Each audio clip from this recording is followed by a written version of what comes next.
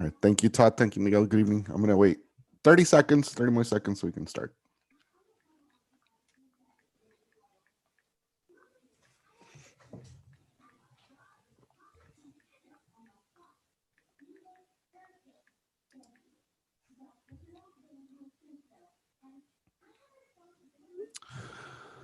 All right. Good evening, everybody, and welcome to this meeting of the San Ysidro School Board District, November 12th, 2020. My name is Humberto Gurmilan. I am the president of the governing board and call this regular board meeting of the San Ysidro School District to order at 5:01. I would like to ask that all members of the board to mute their devices at this time and everybody else as well in attendance. Trustees of San Ysidro School District Board and the public shall participate in this meeting via teleconference. The public may view this meeting by accessing the YouTube link provided on the agenda. Members of the public are welcome to record this meeting using their own personal devices. The district will also make an audio recording available upon request to the district office. Prior to roll call, I would like to make clear for the record of this meeting, and it should be reflected in the minutes, that this governing board meeting is conducted pursuant to California Government Code Section 54953 and Governor Newsom's Executive Order N-29-20. This point, I would like to move on to item number 2 in tonight's agenda, which is roll call, and I'll ask our superintendent and secretary to the board, Dr. Gina Potter, to please conduct roll call for us. Thank you so much, Mr. President. Moving on to agenda item number 2, the roll call, beginning with our board member, Mrs. Rosalia Palasigue, who is absent this evening due to a family emergency. And board member, Mrs. Irene Lopez.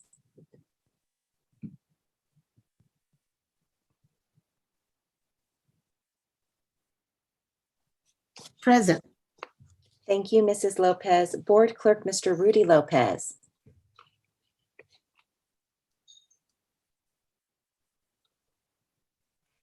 Here. Thank you, Mr. Lopez. Board vice president, Mr. Antonio Martinez. Present. Thank you, Mr. Martinez. And board president, Mr. Humberto Gurmilan. Present. Mr. President, 4 board members are here and you do have a quorum. Thank you, Dr. Potter. I would now like to request that each board member respond to the following questions. I'll start with trustee Irene Lopez. Can you hear me well? Yes. Were you able to hear our proceedings on this end until now? Yes. Thank you, Ms. Irene. And do you have a copy of tonight's agenda? Yes, I do. Thank you. Mr. Lopez, can you hear me well?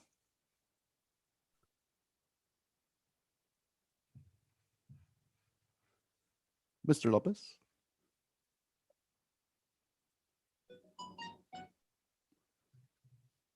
Mr. Lopez, I think is there, but Mr. Lopez, can you hear me well?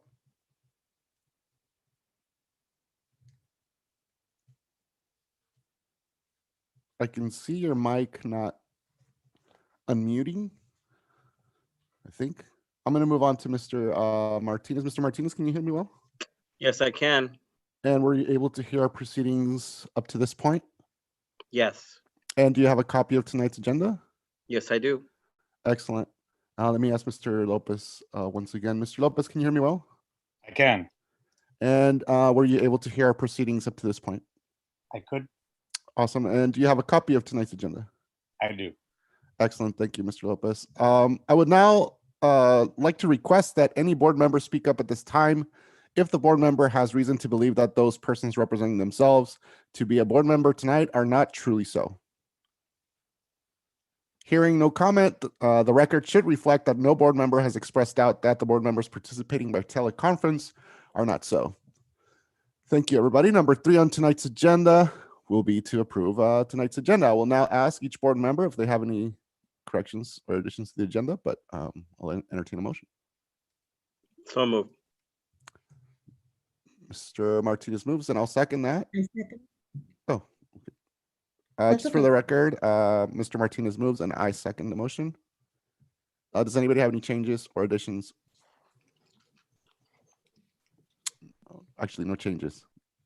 Okay, Dr. Potter, could you help us please with a roll call vote to approve item number 3? Calling for the roll call vote to approve the agenda, beginning with board member, Mrs. Irene Lopez. Yes. Board clerk, Mr. Rudy Lopez. Aye. Board Vice President, Mr. Antonio Martinez. Yes. Board President, Mr. Gurmilan. Yes. Mr. President, the vote passes 4-0. Thank you, Dr. Potter. With our agenda approved, I will now move on to item number 4, which is public comment, communications on closed session items. Persons who wish to comment on topics included on a closed session agenda item were invited to submit comments via email to the following email address: publiccomment@sysdschools.org. On or before 3 p.m. today, comments were limited to 300 words or less. All comments submitted regarding closed session items will be read aloud at this time. Please note, all email correspondence related to this meeting will become part of the board minutes. I will now ask our public relations coordinator, Mr. Francisco Mata, to confirm if there are any comments for closed session items, which I believe there aren't. Good evening, Mr. President, Board, Cabinet, and guests. There are currently no public comments at this time. Okay, thank you, Mr. Mata. And at this moment, we're moving on to item number 5, which is recess into closed session. Which to address item 5.1, conference with legal counsel pending litigation. 5.2, conference with legal counsel pending litigation. 5.3, government code section 54957, which is public employee discipline, dismissal, release, reassignment. And 5.4, government code section 54957.9, conference with labor negotiators. I'd like to Oliver. make a motion to recess to closed session. Thank you, Mr. Martinez. I Do you have a second it. Okay, so Mr. Martinez moves to recess into closed session, and Ms. Irene Lopez seconds that motion. And I will ask Dr. Gina Potter, please, to call a vote for us. And for the roll call vote for agenda item number 5 to recess to closed session, beginning with board member Irene Lopez, Yes. board clerk Rudy Lopez, Aye. board vice president Antonio Martinez, Yes. and board president Mr. Humberto Gurmilan. Yes. Mr. President, the vote passes 4-0. Thank you, Dr. Potter. Thank you, everybody. We will now recess into closed session and be back for open session at around 6. Thank you.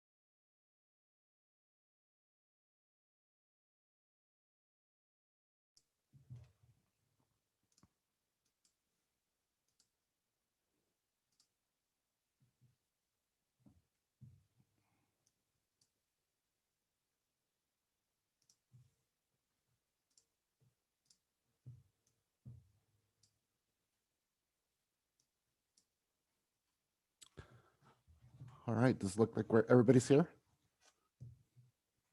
Awesome. Welcome back, everybody. I will now call this meeting again to order. We are now reconvening into open session from closed session. And I, Humberto Gurmilan, the president of the governing board, call this regular meeting of the San Isidro School District to order. I would like to ask that all board members and everybody else here in attendance mute your devices, please.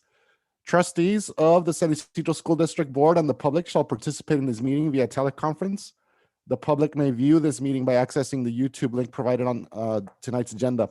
To listen to this meeting in Spanish, please call area code 484-424-4203 and enter the access code 826-335-060 #.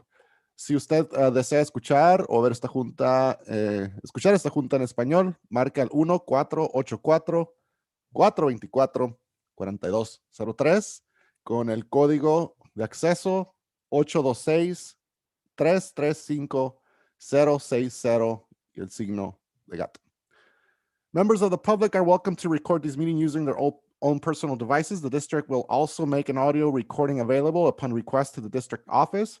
Prior to roll call, I would like to make clear for the record of this meeting, and it should be reflected in the minutes, that this governing board meeting is conducted pursuant to California Government Code Section 54953 and Governor Newsom's Executive Order N-29-20. I will now ask Mr. Sanchez, legal counsel, to please report out from closed session. Thank you, Board President. The report out is in item 5.2. The board voted in closed session 4-0 with Trustee Palasigue absent to approve a settlement in the amount of $15,000 in case ADJ 1261773 on a motion by Trustee Martinez and seconded by Board President Gormilan. Thank you. Thank you, Mr. Sanchez. That moves us on to item number 7 in tonight's agenda, which is roll call into open session. And it's I will now ask our superintendent, Dr. Gina Potter, please, to conduct roll call for us. Thank you very much, Mr. President. Beginning with board member Irene Lopez, Present. board clerk Rudy Lopez, Here. board vice president Antonio Martinez, Present. and board president Mr. Humberto Gurmilan. Present. Mr. President, we have 4 board members here with 1 absent due to a family emergency. Our absent board member is Mrs. Rosalia Palasigue.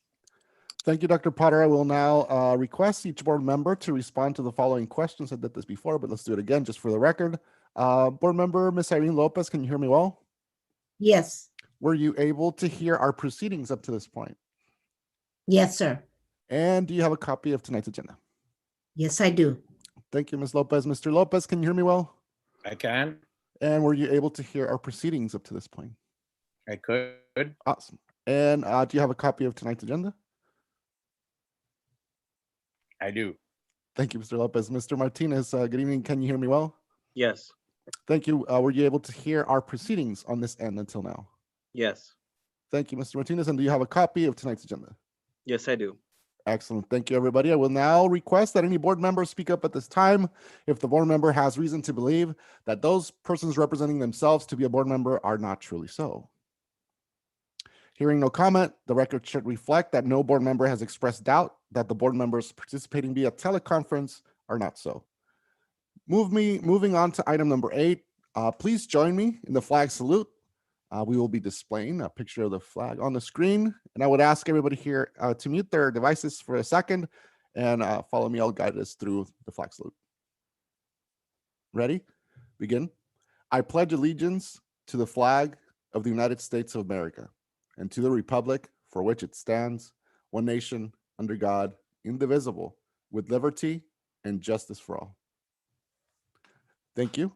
That concludes item number 8. We're at item number 9 in the agenda, public comment communications on open session items. Persons who wish to comment on topics included on an open session agenda item or on items not on the agenda were invited to submit comments via email to the following email address: publiccomment@sysdschools.org on or before 3 p.m. today.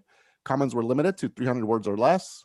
All comments submitted items will be read aloud at this time. Please note that all email correspondence related to this meeting will become part of the board minutes. I will now ask our public relations coordinator, Mr. Francisco Mata, to see if there's any public comment on open session items at this point. Good evening again, Mr. President, Board, Superintendent, Cabinet, and guests. There are no public comments at this time. Thank you, Mr. Mata. And now that moves us on to item number 10, which is items from the board and superintendent.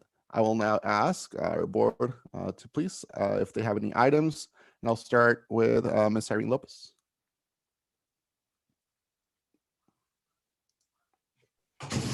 Just want to welcome everybody this evening, if you're on. I also want to also thank all our management, all our administrators, and our certificate and classified. I have something to share. I told Mr. Lewis I wanted to thank him and Cynthia because they looked through about doing having the background for our kids to use, and I was able to hear in one of the classes, two classes in different schools, how the kids were very excited to see that they could change the background. Some of them were flowers, some of them were other, but it was very colorful. But just to see their expression that they were so excited about it. And I think that's really nice. I want to thank him for all the efforts they did in working and doing this, making it possible. And thank you for my background too. It's beautiful. So I want to thank you all. And Dr. Potter also for directing to, initiate that for all of us. And I think it's real important for our kids to see that and feel that feeling. It felt very nice, and it felt good to see the teachers happy and teaching them and letting them know how they could do it. So I wanted to thank everybody regarding that. I think it's real important for our kids to have that opportunity to be able to change their background. And I know one of the children was changing them every once in a while. They say, I'm going to change it. And they change it. It was nice though. So I want to thank everybody for all the work we do. And that's what our community is about. And our district is working together and understanding. And I knew there was a lot of issues with that have come through with MOUs, with certificated and classified. And I know that we can work together and continue to work because there is a need. And everybody I know is very stressed out and hard, but at the same time, your heart is where it is, in the classroom, doing the best you can. And us giving you that knowledge and giving you the opportunity to express and working together, which has made us successful, very successful in everything that we do. So I want to let you know that, we thank you for everything that you do, and we'll continue to work together as a community, which we always should, as always be. Thank you. Thank you, Ms. Lopez. Mr. Lopez? Thank you, Mr. President. I'll be very brief because I've been having some Wi-Fi issues. So now I understand the plight of our students and teachers in the district. Initially, it had booted me out earlier when Mr. Gurmilano was trying to get me to respond to some questions. So I appreciate everybody's patience and sticking with us. And I know this hasn't been an easy time, and we're all hanging in there. And how I've personally lived through it. So thank you very much, and just please remain being patient and hang in there. Thank you, Mr. Lopez. Board Vice President, Mr. Martinez. Thank you, Mr. Gumilan. I just want to thank everyone. I'm going to be brief too. We did take, the whole board did take, obviously in different times and days, tours of our schools. Very impressed. I said it last month and I'm going to say it again. Very impressed with the work from our staff, particularly when we're going to be preparing for blended learning. I think that just by the fact how the classrooms are set, I think we're better off than a lot of school districts actually. So I just want to really congratulate everyone, our classified certificate and management team. Dr. Potter, thank you for everything. Mr. Acevedo, he is great, and his leadership has actually created the stickers. So if anybody goes to our schools and you see those stickers on related to safety and whatnot, he actually bought them. So, not bought them, created them. And so I just want to give him a very special thank you. Lastly, I have the pleasure, I know all of us do, of being on the phone call list with Mr. Mata calling us. And I have to say, I get a call at least twice a day. And frankly, I'm so impressed because every call is a food distribution or something related to helping the community. And obviously, when I get the call, I know that it's something special. So I just want to thank him, and obviously for being our spokesperson. In fact, Mr. Mata, if you ever live in San Isidro when you retire, I know that if you run for office, you probably win because everybody hears your voice every day. So I'll only give my voice. I won't show my face because nobody recognizes me. no, I think you're wonderful, and I think Thank you. the amount of collaboration that we've had with our community partners is just fantastic. Thank And you. lastly, I want to congratulate formally our President-elect Joe Biden, as well as our Vice President-elect Kamala Harris for their victory. And I want to thank everyone who took part in the election and was able to vote. And again, I want to say thank you to everyone and wish everyone a happy Thanksgiving. Thank you, Mr. Martinez. Good evening, everybody. I have just a couple of things to share. Like Mr. Martinez said, we had the opportunity to go visit some schools. I had the opportunity to visit La Mirada a few weeks back, and I echo what Mr. Martinez said. I was really impressed with the work that's being done to make sure that our schools are ready to welcome our students back in a safe manner. The amount of work and preparation that has been done to make sure that this happens shall not go unrecognized. Everybody has done a great job, and we sincerely appreciate that. And our schools are ready for whenever that moment comes, so that our students can come in and receive the education that they need to receive in the classroom safely. Obviously, we'll be ready for that. So hopefully it's sooner than later. I also had the opportunity, really briefly, I want to share that we had we've been, like Mr. Martinez says, we've been having a lot of events, a lot of community work. A lot of events helping and supporting the community. And it's not only us, but other members of the community coming together to support our families and our students. We had a huge, amazing event from in which we collaborated with the Church of Christ, everybody that worked on that event. Mr. Martinez was there, Cabinet was there, Ms. Martinez, and I know Mr. Mata also worked on that. So I just want to say thank you to everybody that helped in that one. That was a beautiful event. It was so well coordinated, so well put together. And it was just awesome to be there and see the support for our families. That's important. Another event that I was able to be there for just a few minutes because I got there late. It started around noon. It was the flu shot event, and I know Mr. Calleros worked on that one for Champions for Health, the free flu shot clinic at Willow. And I figured, they're going to be there. I don't know if a lot of people are going to go get a needle in their arm and get their flu shots. And lo and behold, I got there only 2 or 3 hours after it started, and they ran out of flu shots.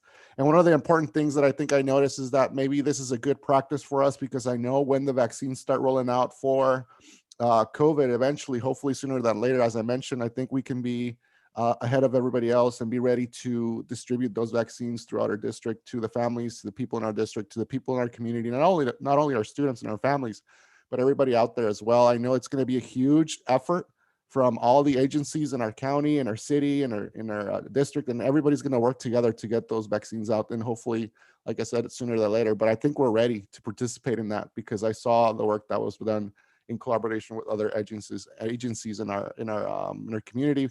That was a great job. So hopefully I think there's another one coming up. So I'm sure Mr. Mata will send out some communication elements out there for everybody to know. I do want to thank the whole district, everybody that's been working. As Mr. Lopez mentioned, I know these are still difficult times, and we're not done with what's coming and with what's happening. So let's stay together. Let's stay working together. Let's keep on working really hard. Everybody in the district has been doing a wonderful job. I don't get tired of saying it, and I don't get tired, not only because we're in a meeting right now and I'm behind the microphone and sharing with you right now, but just when I'm out in the community, I say how proud I am of everybody and how everybody's coming together to get through this. It's been 8 months, almost 9 months. We have a little bit more to go. Hopefully it's shorter and the light at the end of the tunnel is coming, but let's continue to do what we're doing. And finally, I just do want to say that if you're part of this district. Also take care of yourselves. As I mentioned, it's not over. We're seeing numbers spike. I'm sure you've seen the news. I know we're kind of desensitized to it because we've seen it and we've been through it and we've been seeing it. But it's still out there. So let's be careful, take care of our families, take care of each other. And the sooner we take care of each other and the sooner we come together to make sure that happens, the sooner we'll be on the other side of this whole thing. So just want to say that, and also wish everybody happy Thanksgiving, because that's coming up pretty soon. Please save me a little bit of stuffing. That's my favorite part. Dr. Potter, thank you, everybody. Thank you, Dr. Potter.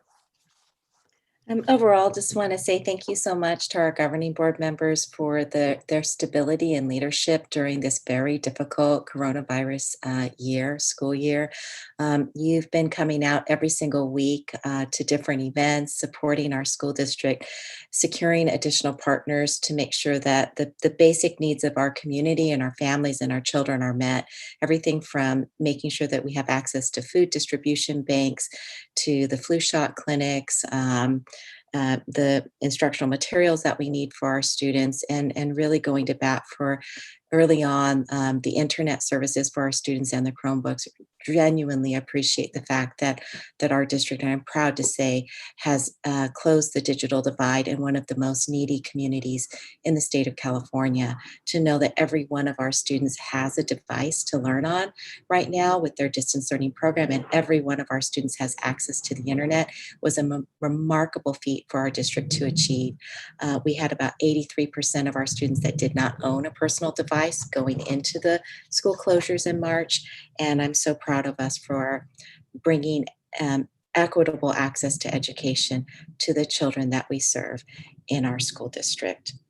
A happy belated Veterans Day to all of the families who have veterans in their families, for all of those who've served and protected our country. Yesterday was Veterans Day, and we say thank you to you. We serve many children in our school district that are from military families, particularly from Ocean View Hills and Vista Del Mar Middle. Thank you so much for your service. I'm proud to share that under the leadership of our chief business official, we have held now 3 long-range master facility plan virtual town hall meetings. And we have one last one, a 4th one, scheduled for Tuesday, December 4th, for the buyer lots. Just want to make sure we advertise that. Also, I believe they've now done 2 staff meetings on the long range master facility plan at individual sites as well. We're eager to see where we're going with our construction projects moving into the future, thanks to the passage of GO bond measures T and U. Thank you, Dr. Farkas, for leading the efforts in our district and coordinating the COVID staff testing that we launched about 3 weeks ago. And a very special thank you to all of our staff members who have been going on their rotations for COVID staff testing. We are grateful to the County of San Diego's Health and Human Services Department for paying for the COVID staff testing for all of our staff members in the education districts throughout our county, on behalf of us, to ensure that our schools are safe. Thank you so very much. November 16th, next week, kicks off parent conferences for our students district-wide. And we just want to say thank you, teachers. Thank you for your hard work to do the parent conferences. I remember how hard it is to prepare for parent conferences when I was a former teacher. And I know how many, many hours you're going to invest in both the parent conferences and the report cards that you're filling out for our students. Thank you. Casa Familiar has partnered with our district and the San Diego Food Bank, and we have scheduled, thanks to the help of our staff members such as Omar Galleros, the food banks. Those food banks have been relocated to the Kmart parking lot that is near our school district. We have 5 food banks, about almost 2 a month. We've been doing food banks ever since COVID hit, and I need to let you know that every single time we have a food bank, that we have hundreds of cars line up down the streets of San Ysidro. There's a great need, with about 1 in every 3 of our community members unemployed because of the coronavirus-induced recession. There's a great need for basic services, food and shelter, come are at the very top of the list. So again, thank you, board members, for your support with those food banks that are happening and continue to happen. We really appreciate it. Had the absolute pleasure to visit 2 departments this week. We visited the Child Nutrition Department and the Education Services Department. Absolutely wonderful job both of those departments are doing. Thank you so much to our Child Nutrition Services team. Since July to September, in those few short months, they served 73,900 meals. And that's a clap to you. Thank you to our team for doing that. We really appreciate it. And Education Services, every week they're doing things to make sure that our children and that our teachers and our staff are really doing a sound and great job. Thank you for encouraging and for securing district-wide teachers and our education services and our principals. 95% of our students are showing up every day and logging into their distance learning. We really are proud of the COVID care grading policy that your department has led and collaborated with our team on, and that's on our board agenda this evening. So to everybody, thank you for taking care of our children during this very difficult time and for taking care of their families and our community.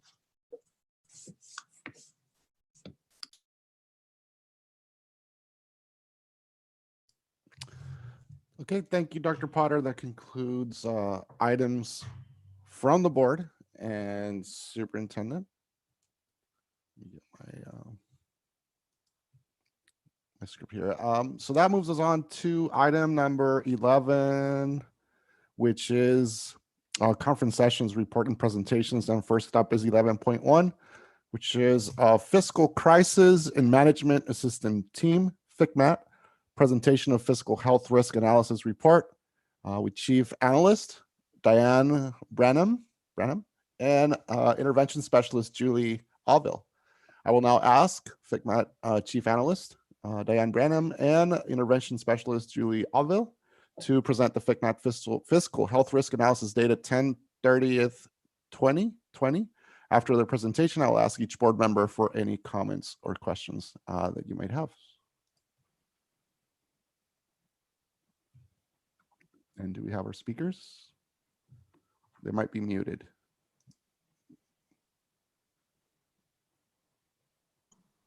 Okay, there you go. You're unmuted. And is Diana? I can't see Diana. Is she on the? I am on and I'm unmuted, I believe. Okay. All right. Okay. Well, good evening, Board President, Trustees, and Superintendent Potter. I'm Julie Allville, and I, as the Board President said, I'm an Intervention Specialist with FICMAT. And joining me this evening for this presentation is Diane Branham, and she's a Chief Analyst with FICMAT. She's also the team leader for this review. So if we could advance to the next slide.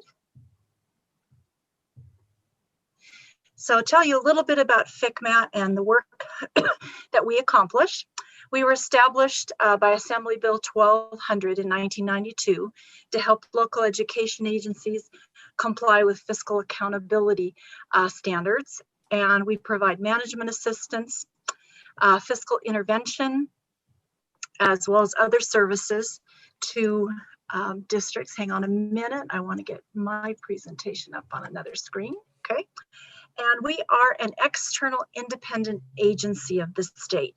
So in other words, we do not report to the CDE. We don't report to the superintendent, state superintendent of public instruction, or the SBI. Next slide, please.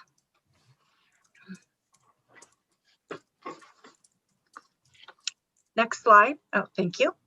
So in the 1819 Budget Act, provides for FICMAT to offer more proactive, preventative type services to fiscally distressed school districts by automatically engaging with the district under the 5 conditions that you see here on the slide: having a disapproved budget, a negative interim report certification, 3 consecutive qualified interim report certifications.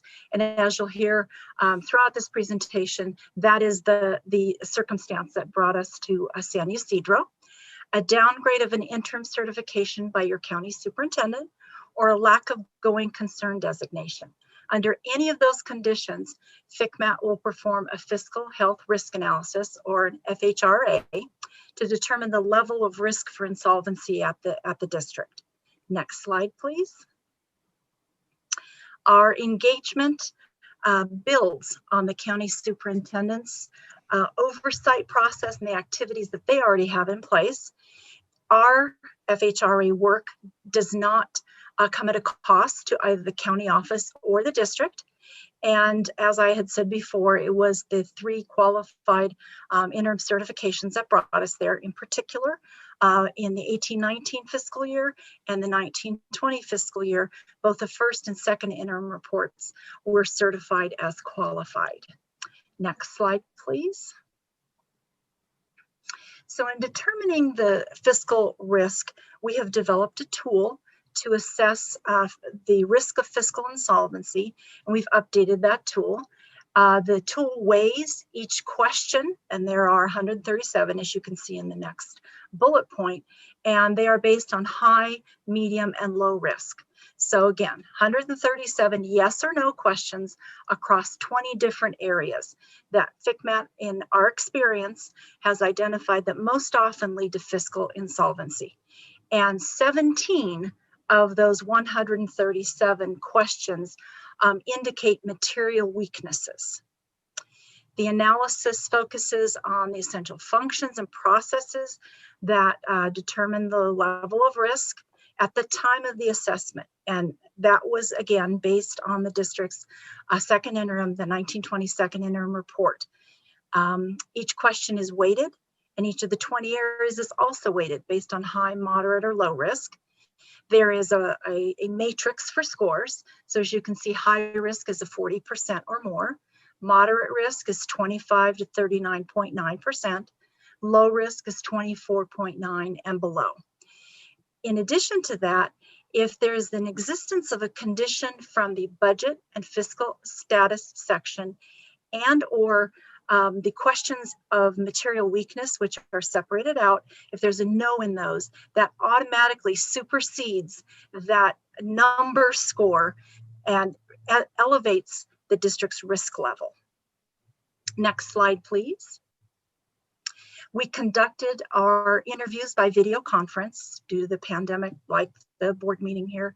We were unable to meet one-on-one and see faces over a table, but by video conference. And we did that on June the 17th, as well as July 7th to the 9th.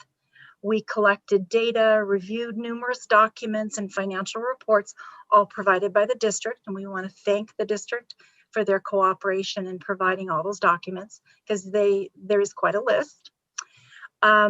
As we've said a couple of times before, it was the 1920 second interim report that was used as the baseline. The numeric score for the district was 53.4, which is high risk. There was also one condition within the budget and fiscal status, and that was the 3 consecutive qualified interim certifications, as well as 11 no answers. So even if the district had received a score that was in the low range, you still would have been ranked high based on that one condition in the budget and fiscal status, as well as the 11 no answers in the material weakness questions. Next slide.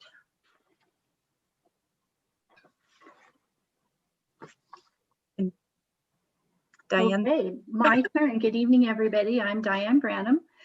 This slide just provides you a very quick synopsis of each of the 20 areas and how many yes and how many no responses the district had in each of those areas. There are a few that were not applicable, as you can see here.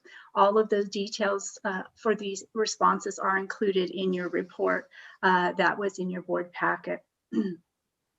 We're not going to review all of these sections this evening because we would be here much longer than our allotted time allows, but we will highlight some key findings in areas of major risk and material weaknesses. Next slide, please. And here are just the 7 areas that we're going to talk about, spend a few minutes on this evening. Next slide, please. Okay, the first would be budget development and adoption.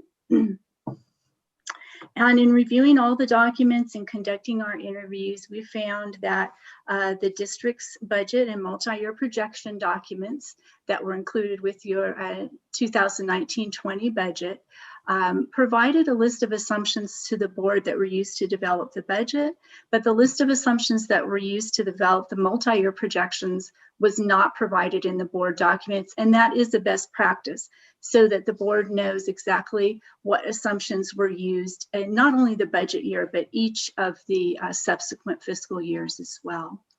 A couple of the assumptions that we saw on the district's budget assumptions sheet that they use, that staff uses, did not appear to include the most current information. Just two areas, for example, the ADA was shown on that budget worksheet as flat. So the average daily attendance was shown as just flat on those out years. However, the district has been in declining enrollment for the past 3 years and is projected to be in decline for the next several. So that was of concern, as well as the STRS rates were not the most current. However, at the time of budget adoption, if you'll recall, the STRS rates were moving all over the place with the changes due to the May revise and the COVID-19 issues. Budget issues that the state and local educational agencies are dealing with. So that was pretty hard to keep up with those STRS rates. They were moving on us quite a bit. One of the other issues we saw in that section was that the district's 2019-20 budget was conditionally approved by the County Office of Ed rather than being approved by the county when it was initially submitted. It was conditionally approved. And the county listed the areas, including operating deficits. The reserve wasn't at the required 3% minimum. The cafeteria fund had a negative balance, as well as some cash flow issues. So those were the key issues that we saw in that area that would put the district at a higher risk for insolvency. Next slide, please. Excuse me, the next area, budget monitoring and updates. In reviewing all the documents that were provided, we did note that the June 15th budget summary report showed numerous account lines with negative balances, which indicates to us that these accounts are not consistent with the budget. And in addition, the 18-19 audit report indicated that the general fund expenditures exceeded the appropriations or the budget amounts in 6 major object code categories.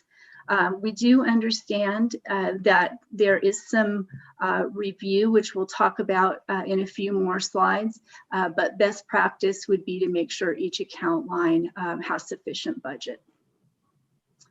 Also, the 18-19 audit report stated that the district underestimated the increases from a bargaining unit agreement. So that's very key, as we know. 85 to 90% of districts' budgets, I believe right now, San Ysidro is about 87 to 88% of your budget is spent on payroll and employee costs, salaries and benefits. And when you're spending that kind of money on a particular item, you need to make sure that those numbers are locked in very closely. As of the second interim report, there were some items that the district had not addressed in regard to deficiencies from the county office's oversight letters. Some of those items included projected operating deficits that hadn't been eliminated, as well as the projected unrestricted any fund balance for both the budget and 2 subsequent fiscal years was less than the 3% minimum reserve.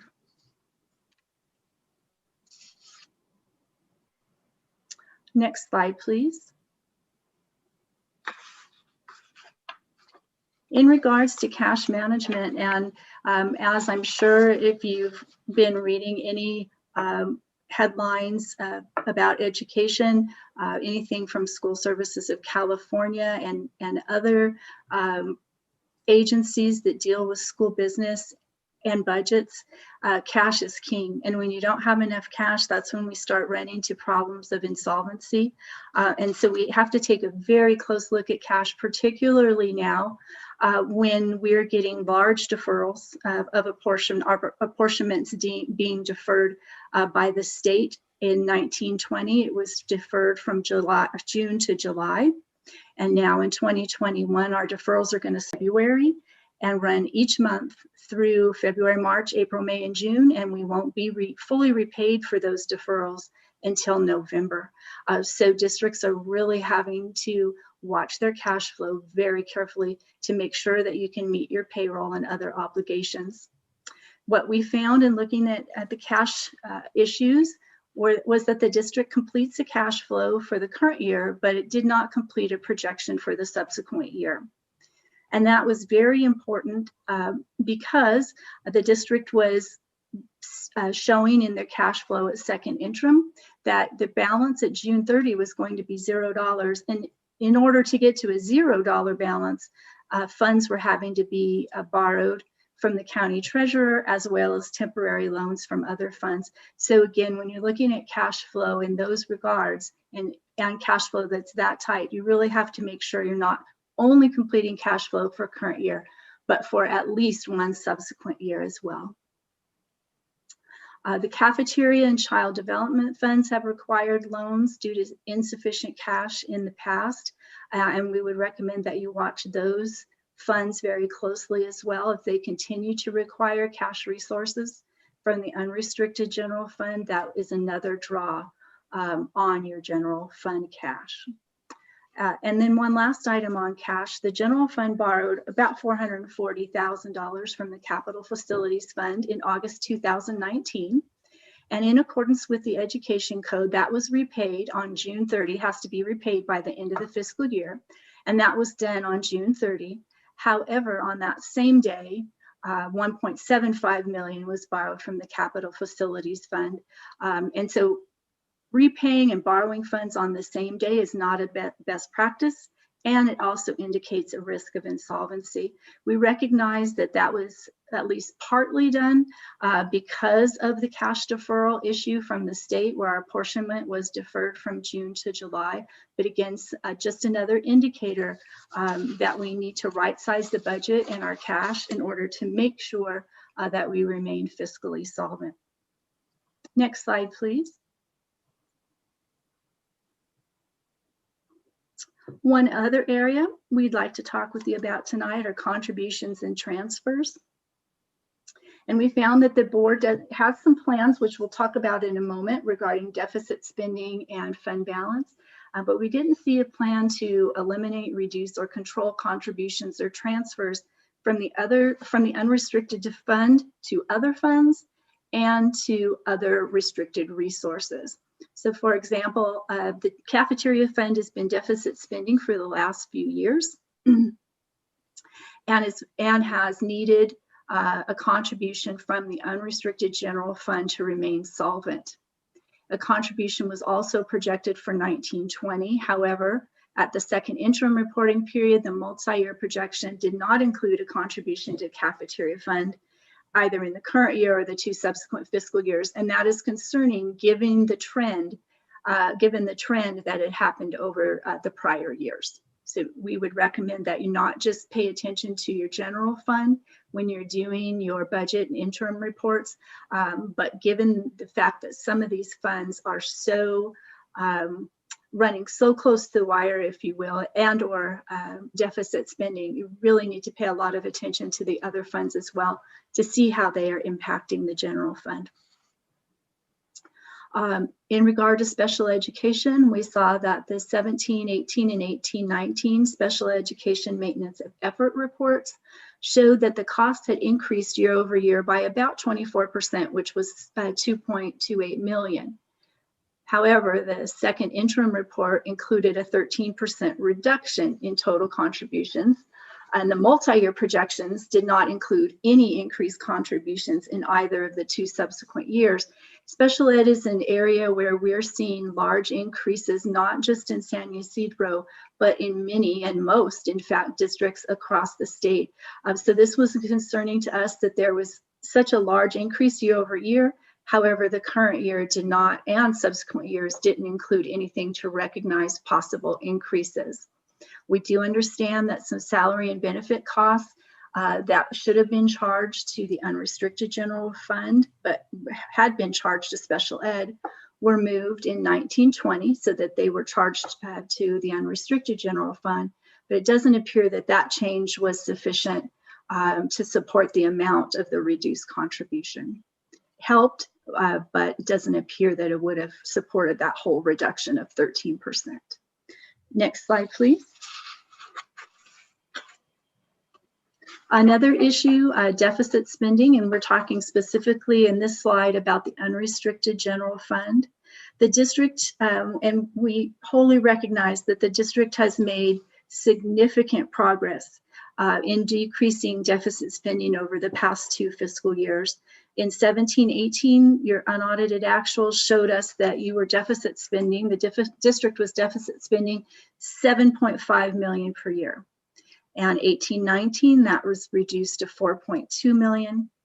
And then in the subsequent years, you can see here how that's reduced even further from 655,000 to 261,000, which is again is a significant reduction in deficit spending. However, it's not been eliminated yet. So we still have work to do. In February of 2019, in January 2020, we saw that the board had approved some spending and budget reduction plans, which again helped to reduce this deficit, helped significantly to reduce the deficit. Some of those plans were still being implemented at the time of our work. And again, they had significantly reduced the deficit, but had not reduced it to zero and had not reduced it a sufficient amount to restore the minimum required reserve. Next slide, please. So that brings us to the fund balance and your reserve for economic uncertainty. And as I'm sure you're aware, at the second interim report, the district was projecting that would be unable to maintain the minimum reserve in the current year and 2 subsequent years. And in fact, not only was it not able to maintain it, but that fund balance and the reserve would be continually depleted in each year. And you can see those percentages here. So instead of having a 3% reserve, the district was projecting at second interim that it would have the 1.83% reserve in 1920 and being reduced year over year down to 0.37% at 21-22. These kinds of issues, both in not meeting the 3% reserve, which and in decreasing the fund balance year over year, also have significant ramifications for you in cash flow. And if you can't meet that minimum reserve in times of economic distress and when the state's providing apportionment deferrals, it becomes very, very difficult to meet your cash flow needs. So again, all of this goes back to that cash issue and the issue that we're dealing with regarding insolvency. The district's 1920 second interim report showed the balances that you see here for the unrestricted general fund in each of these years, going from 1.19 million in 1920 down to 273,000 in 21-22. Next slide, please. And the last of the 20 areas that we would like to talk about tonight would be the internal controls and fraud prevention. We noticed in going through all the documents, and the district provided us a lot of documents in regard to this issue, but we found that some staff members have financial system access that doesn't provide for proper internal controls and separation of duties. Some examples of that would be there were a couple of staff members that had the ability to access the screens in the financial system in order to change vendor information and also access to be able to pay the vendors. So that's not a good separation of duties. The same we found in payroll. There were one or two staff members that had access to change an employee's demographic screens and then also to process payroll. That again does not provide for a good segregation of duties. And then also some duties in the accounts payable, payroll, and human resources areas were not segregated completely. And we have listed those details for you in the report. Also, some of the accruals, meaning the things that we thought we were going to receive or the things we thought we were going to have to pay for at year end, we anticipated those, so we set those up as accruals in the following year. But we expect to see that those are reconciled and cleared as the year progresses. Either items been received that we set up as an accrual or an item has been paid. So those should all be cleared out as we progress through the year. But at second interim, we saw that not all the accruals from 1819 and 1920 had been cleared. So we would recommend that the district, I believe, once our fieldwork was completed, or at the time we were completing fieldwork, the district was actually working to get those reconciled. So I would anticipate that those are likely done at this time. Although the year 2018-19 unaudited actuals report was provided or adopted by the board within the statutory timeline, when the county got it for review, they found that some items needed to be resolved, so the district was required to revise those unaudited actuals. And that revised report was adopted by the board on October 10th. However, the statutory deadline is September 15th. So just making sure that as we complete the year and we close the books, that all of those items are resolved prior to the first adoption by the board or adoption by the board, so we can meet that statutory timeline. Also, at the time of FCMAT's fieldwork, the district hadn't implemented a method for anonymous fraud reporting, which your board policy requires. However, once the staff recognized that, they contacted a vendor during our fieldwork and began the implementation process for that service. And we've looked at your website since our report was complete, and we do see that there is now a service posted on your website so that employees and others can report suspicions of fraud. One last thing, the district does not have a formal internal audit process. We did see, and in talking with folks, heard that there are some oversight types of functions that your chief business official and your accounting supervisor do on a routine basis. But we were looking for more of a formal process to make sure that we're looking at the transactions and the processes and procedures behind those transactions in key areas in business office. For example, your attendance, your accounts payable, your payroll, your associated student body, all those underlying processes and procedures that support the transactions for those functions. Next slide, please. So in summary, we did see and recognize that the board approved a spending reduction plan in February of 2019. And another budget reduction plan in January 2020, and that has significantly reduced deficit spending in your unrestricted general fund, again from 7.5 million to a projected 260,000+ in 2021. But as I said before, as of the second interim report, those plans had not yet reduced or eliminated deficit spending by an amount sufficient to restore that 3% minimum reserve that the district is required to have. Some of the things contributing to the district's fiscal distress, your annual debt service payments from the general fund for prior facilities projects. Our understanding that a bond was in the works, and hopefully, I believe, that passed. And you were able, or it passed, excuse me, but you were going to issue some of those bonds so that that issue could be taken care of and relieve the general fund from those payments. Also, the district is making payments from its general fund to the state for some overstatement of average daily attendance that occurred back in 2015-16. That was a significant amount. If memory serves, that was close to a $4 million issue. And the district is making payments over several years to pay that back to the state. Also, declining enrollment. Many districts, at least I believe now at last count, was 50% of our districts in the state are in declining enrollment. And that is another significant hurdle for districts to address.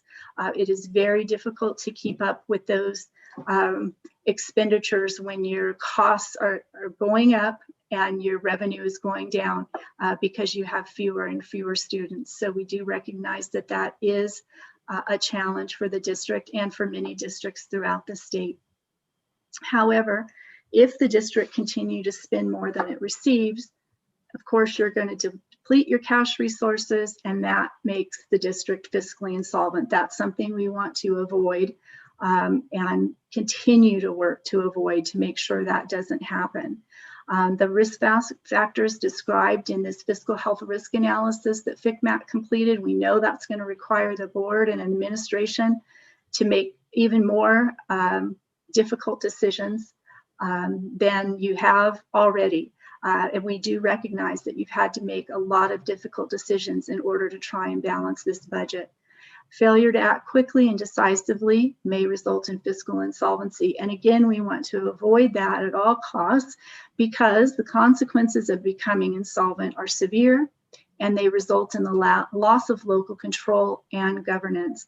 And that's what you see in districts that have happened in districts throughout the state over the last several years. Such as Inglewood, that required a state loan. And the board loses its powers. The superintendent is replaced by a state or county administrator. And it's just something that you as the district and board, we would highly recommend that you handle your financial issues locally so that you're not in that situation. Any questions for us?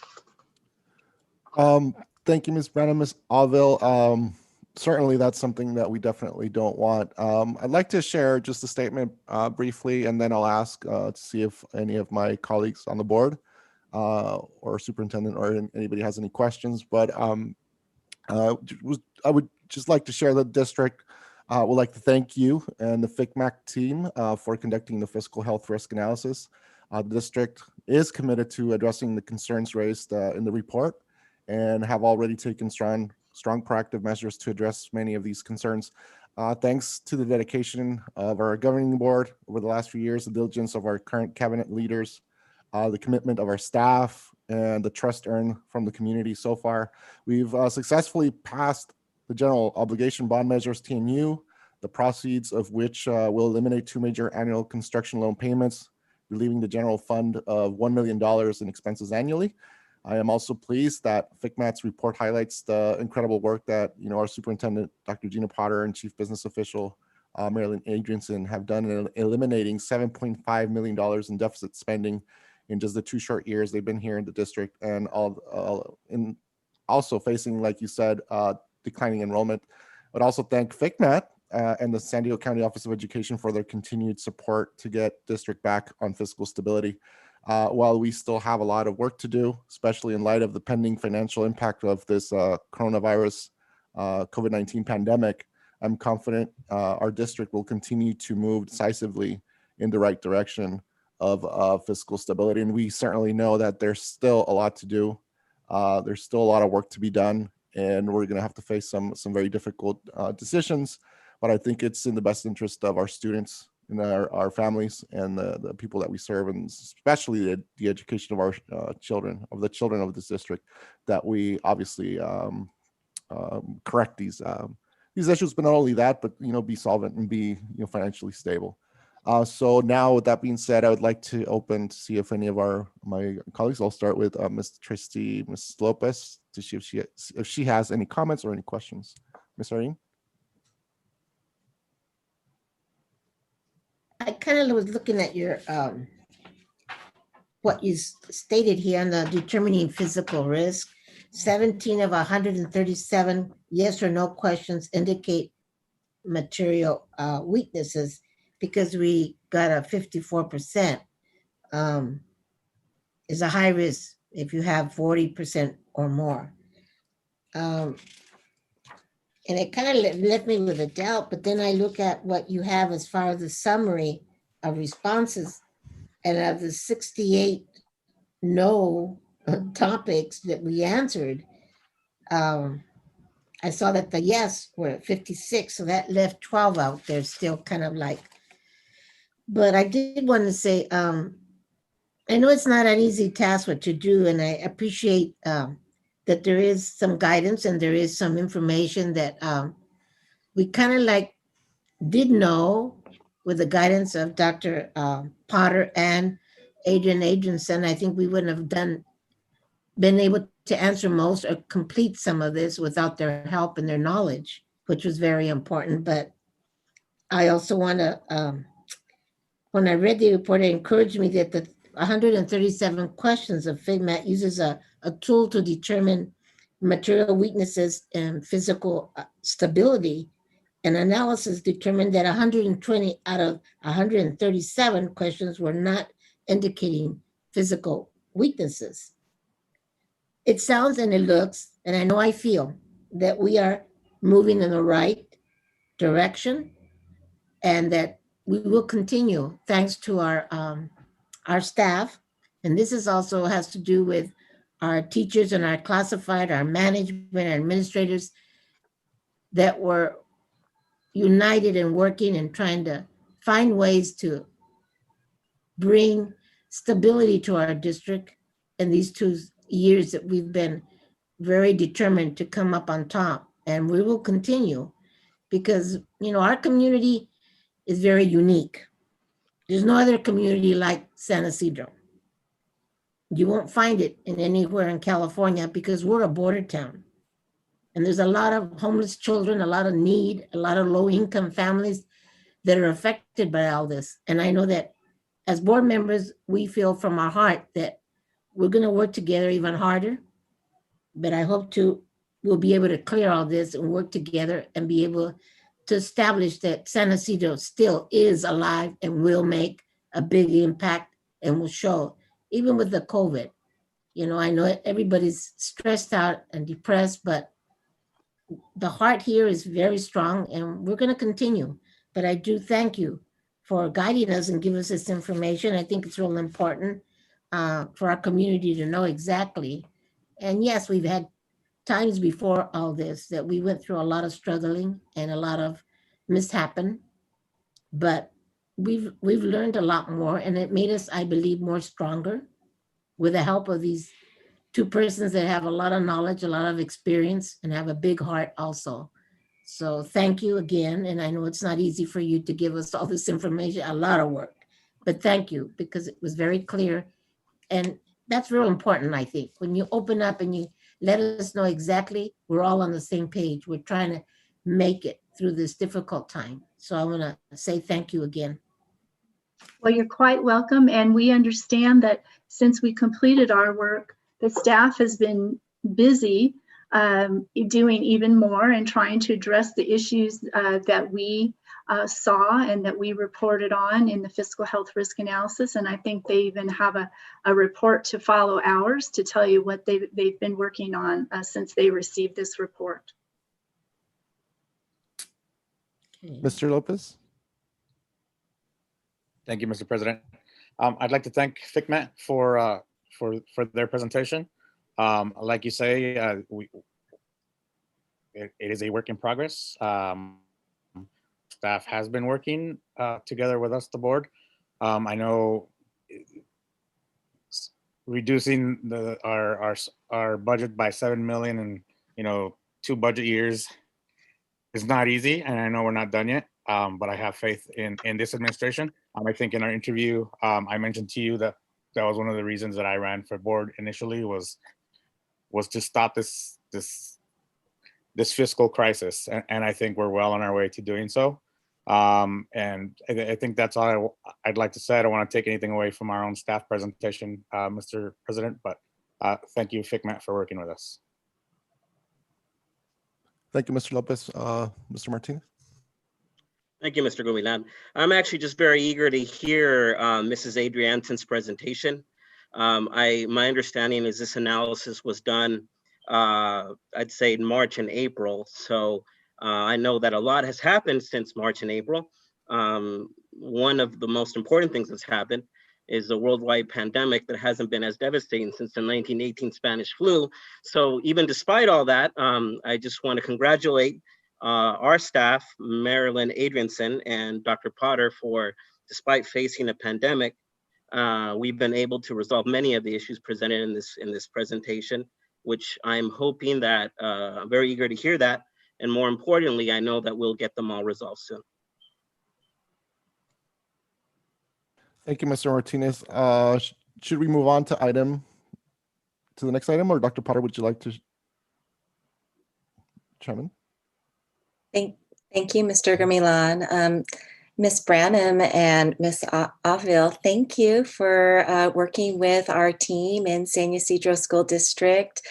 We really appreciate not only you walking through the process of the fiscal health analysis. Our district did engage directly with FCMAT to conduct the analysis. We want very much to make sure that our district reaches a point of fiscal solvency. And we know we were just a step away before the coronavirus pandemic hit. We appreciate that you recognize the hard work that we've done towards this effort of solvency the last 2 years, both on behalf of our governing board and our business team and our CBO and our staff and community.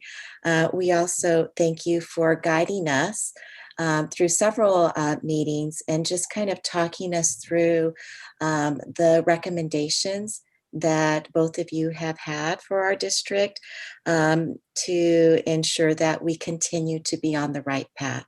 So we hope to make both FCMAT and the county office and the state proud for the sake of the almost 5,000 preschool to 8th grade children that we represent.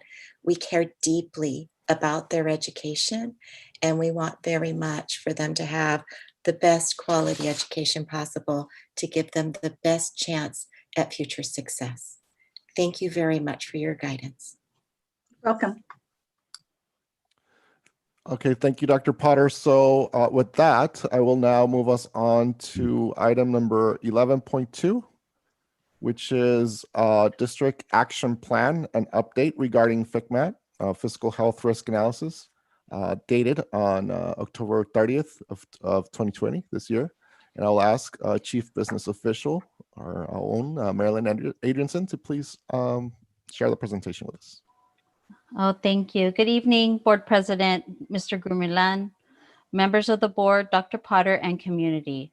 Business Services will present an update and provide clarifying information on FCMAT's fiscal health risk analysis.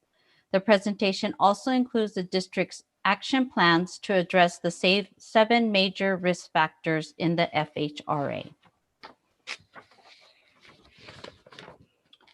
We have provided you with the link to the FHRA report. I will briefly update you on some historical fiscal data and share with you the progress we have made to date in those areas. I will then lay out our corrective action plans for the major risk factors identified in the FHRA.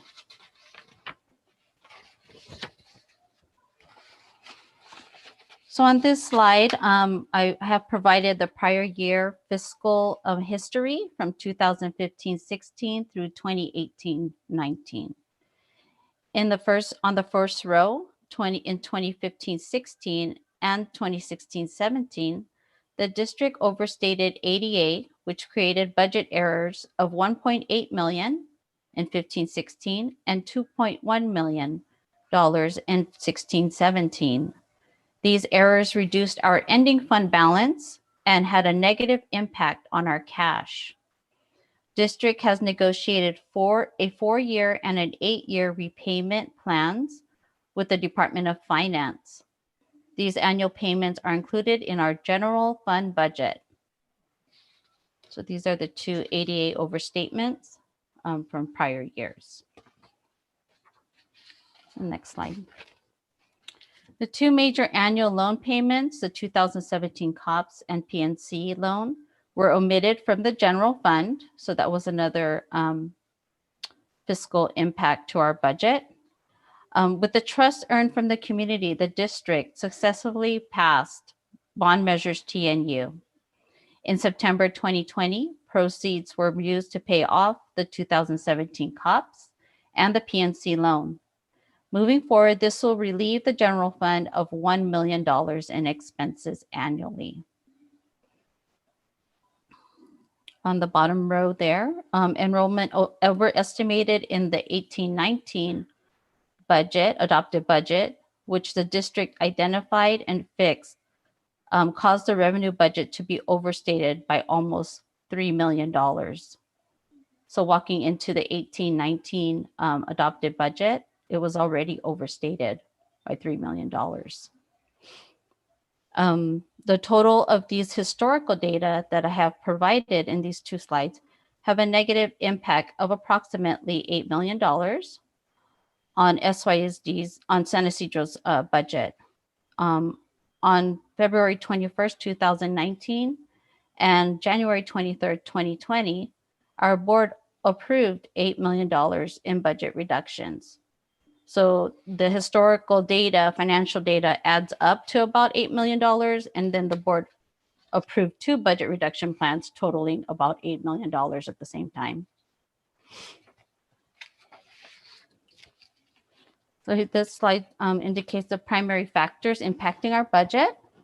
So during these last 2 years, we continue to recover from past fiscal mismanagement. Our district, as you know, have been experiencing declining enrollment for the past 4 years.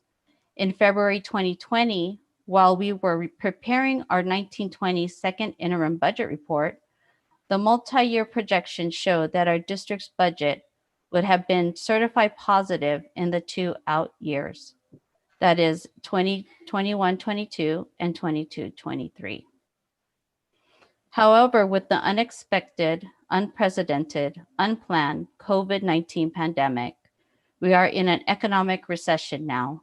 And as for many of our fellow school districts, the road to recovery will take longer.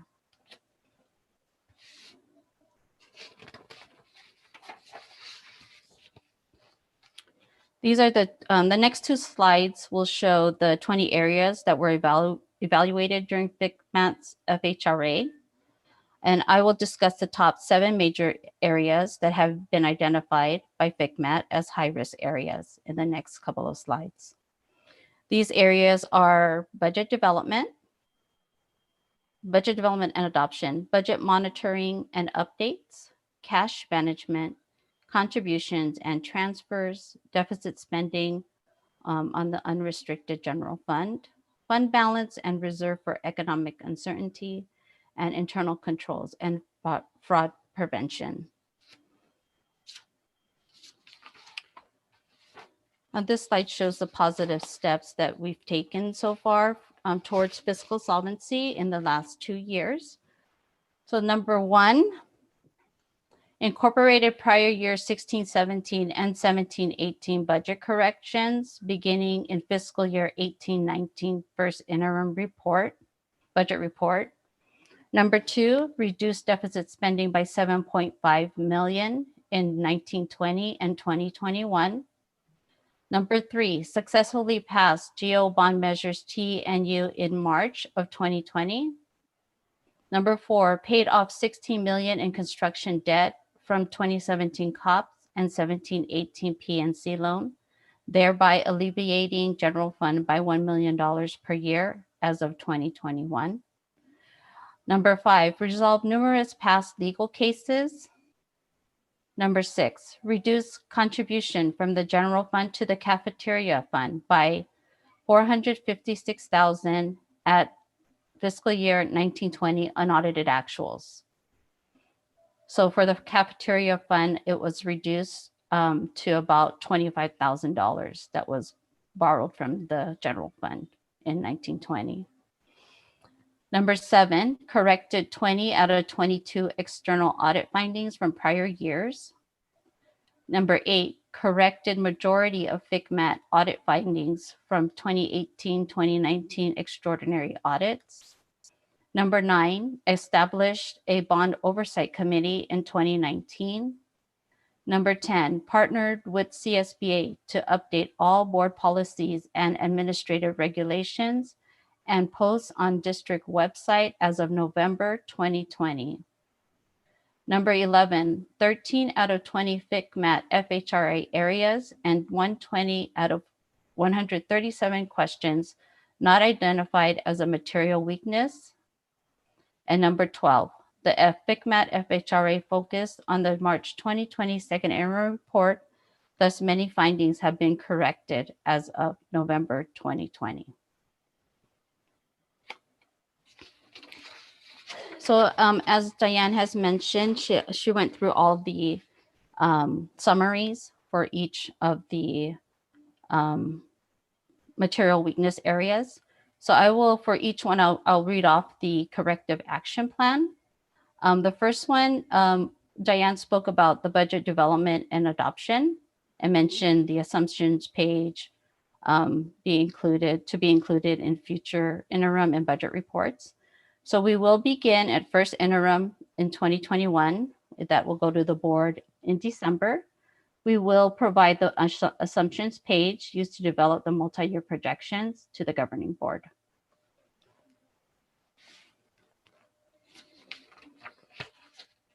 So the next slide.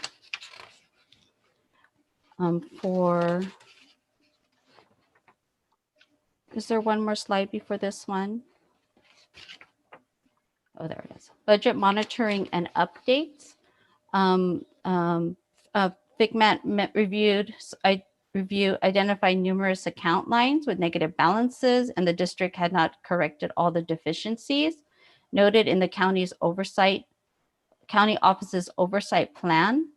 So our corrective action plan, the district will continue to work towards fiscal solvency.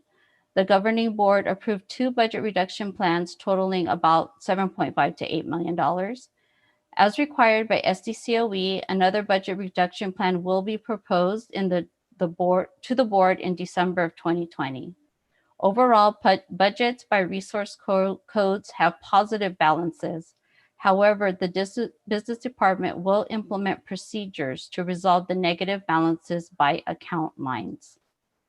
So this means by resource code, the total by resource code is positive, but each account line had negative balances. So we will implement some procedures to look at each line as well.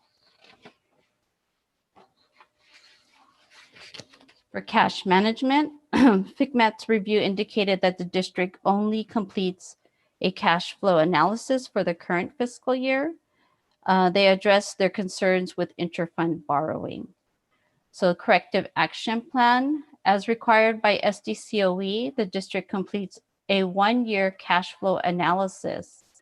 Per FICMAT's FHRA guidance, the district will prepare a 2-year cash flow analysis and update it as needed. At unaudited actuals, the cafeteria and child development funds borrowed significantly less from the general fund than projected at second interim budget report.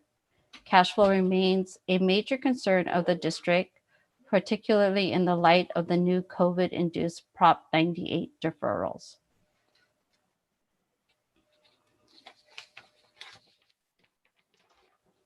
Contributions and transfers. FICMAT's review addressed the contributions made to the cafeteria fund and to the special education fund. So the corrective action plan for the district, the business department, the business services department is closely monitoring the special education budget and has contracted with West Ed to conduct a special education audit. A contribution from the general fund to the cafeteria fund will be included in the multi-year projection moving forward.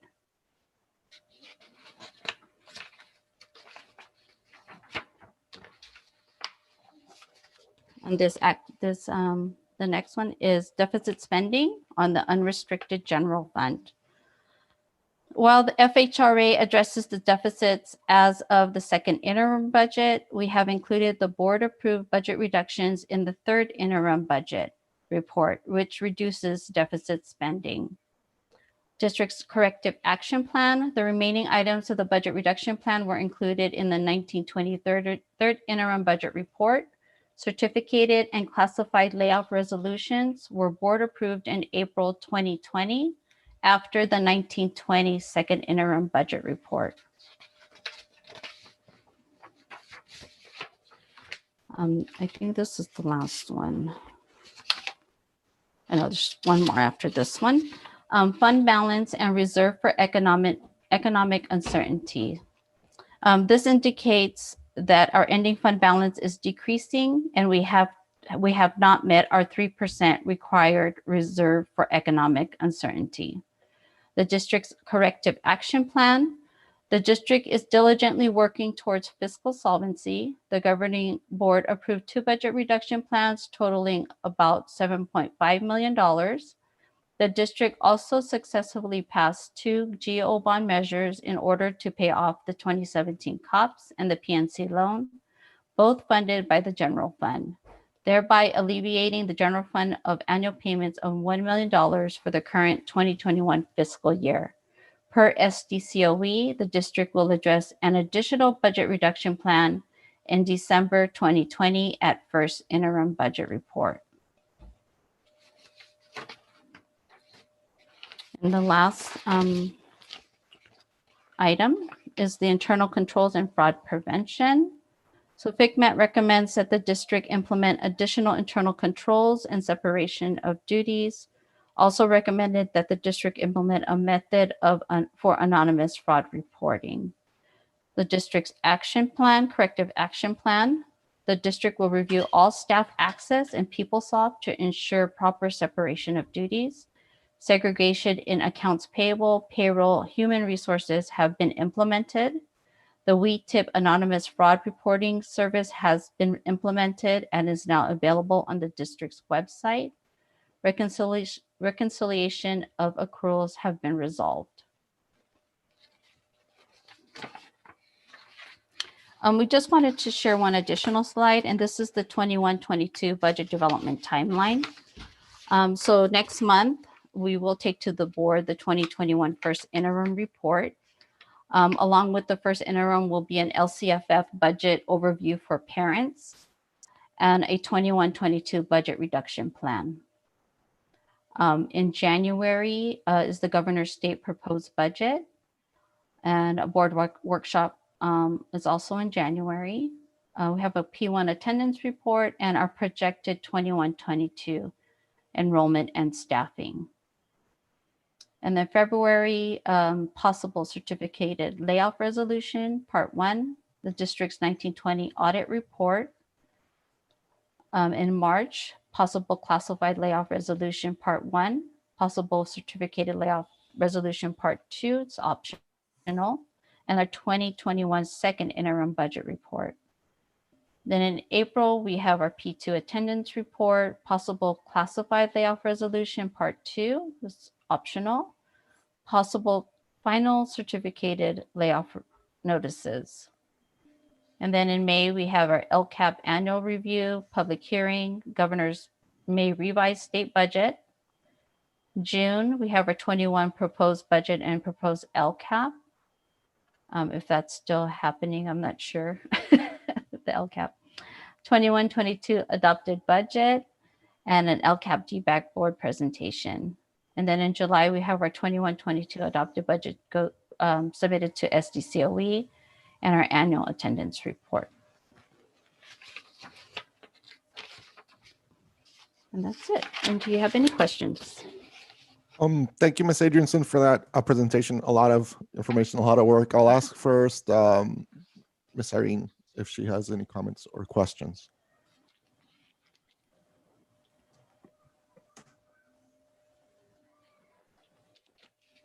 No, I don't have any questions. I think you're very thorough, Adrian, and I thank you for that. You'll be able to sleep tonight comfortably. Thank you. Thank you, Mrs. Lopez. I think you muted yourself if you're still sharing.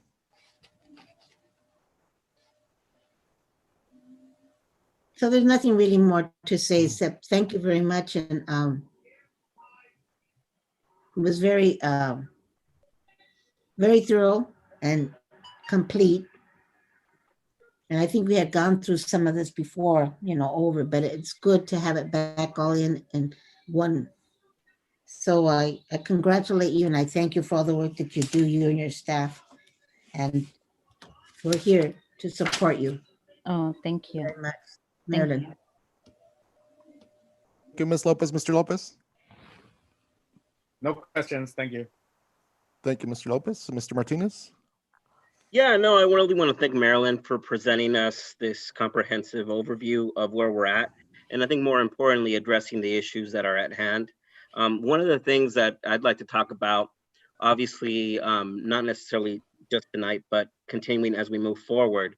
And it's something that we've addressed or have attempted to address hitherto, but I believe we should start focusing on it again. And it's the item of a decline in enrollment. I know that all school districts are facing this issue.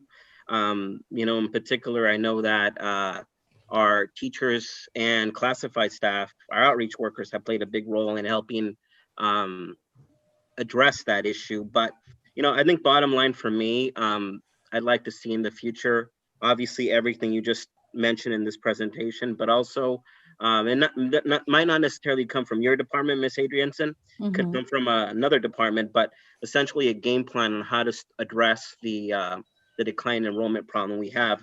In particular, one of the things we talked about last time was identifying which of the schools in our district are having decline enrollment, are experiencing decline enrollment, and then focus on those schools to see what we can do to stop that. Obviously, as I mentioned before, COVID has really set everything back. And as you mentioned, as Dr. Potter mentioned, if it wasn't for COVID, we would have been positive. So, Yeah. it's kind of like, I kind of feel like we're, I don't know. I guess the point is that COVID has really set us all back. And again, this is a pandemic that hasn't happened since 1918. So I believe that, and for all things considered, you've done a great job, particularly in not only keeping us afloat, but keeping all of our families and students and staff safe, which is really the priority first and foremost.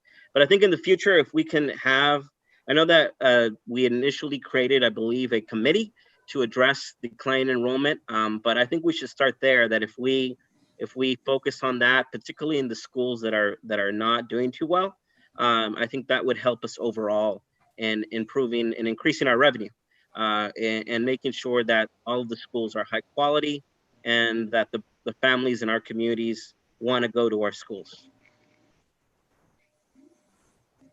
Thank you, Mr. Martinez. I just have a couple of brief comments. First, I want to thank Dr. Potter and Marilyn for opening doors.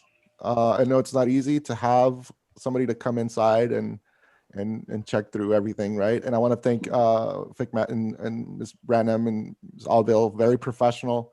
Your approach, during the interviews was great. I know it's also must be hard to come into district and try to tell people, kind of what's going on. It's a very, very difficult process, but I'm glad it happened. I'm glad it's putting us in a better position to address these issues. I think, like I said before previously, a few minutes ago, there's a lot of work to be done. There's a lot of work that has been done. There's a lot of work to be done. And obviously we're facing now even bigger challenges. And again, I'll reiterate what I've said, previously, is that we need to keep working together, everybody in this district, to try to fix the budget, because ultimately that's what's going to impact the education of our students, and that's what we need to focus on. So if we can correct these issues and really set us up for success in terms of the budget, then we can set ourselves up for success for our students. So that's all I just wanted to share. So I'll now turn it over to Dr. Potter to see if she has any comments.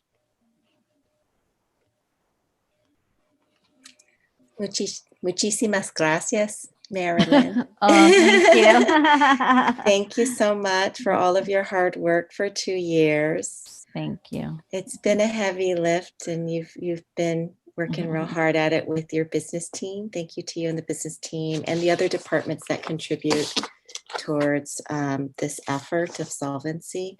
I really appreciate it, knowing that we're headed in the right direction. it feels good to know that we're moving in the right direction, that we've done really good work so far. So Yeah. don't give Thank up you. because we're going to get there. All right. Thank you. Thank you.